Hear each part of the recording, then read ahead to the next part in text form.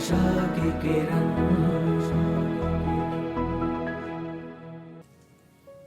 પણ સ્થિતિઓ કરશો, તે સ્થાનના દર્શન કરશો. અને એમ કહો કે તમે જ્યારે ઇન્ડિયા આવો ત્યારે તમે નાના નાના બાળકોને આ બધી જગ્યાએ દર્શન કરાવવા લઈ જશો.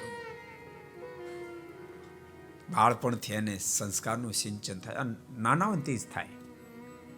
અમુક 25 વર્ષે પછી બાપા અમને કહે સ્વામી છોકરાને કહે કોને કેમ કશું માનતો નથી. હવે કહો છો 25 વર્ષે 25 વર્ષ સુધી ક્યારે સાધુ પાસે લઈ ન ગયા, ક્યારે સત્સંગમાં લઈ ન ગયા, ક્યારે પોતાની પાસે બેસાડીને બે સારી વાતો ન કરી હોય.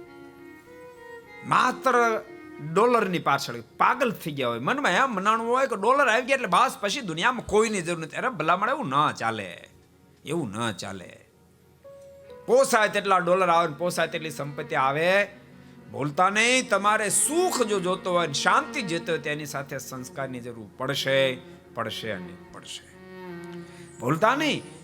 જો સંસ્કારની એકલી સંપત્તિ આવશે તો દુઃખ દહેણ કરી મૂકશે. શું કામ ખબર? રૂપિયા હોય, ડોલર હોય તો માણસ જેટલા ફેલ કરે એટલે કહેવા મળે.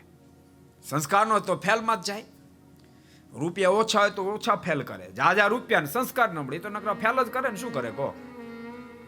માટે મારી તમને ભલામણ છે એકલા રૂપિયાની પાસે ગાંડા નહીં. નાના નાના બાળકોથી લઈને એને સંસ્કારનું સિંચન કરશો.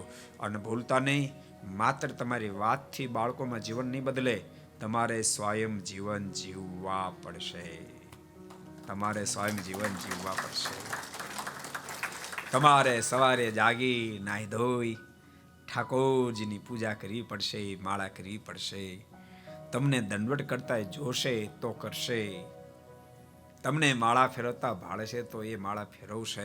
को पसंद आया हो तो लाइक करें और शेयर करना मत भूलिए. सब्सक्राइब करें सरदार कथा चैनल को और बेल आइकॉन पर क्लिक करना मत भूलिए लेटेस्ट वीडियो सबसे पहले पाने के लिए.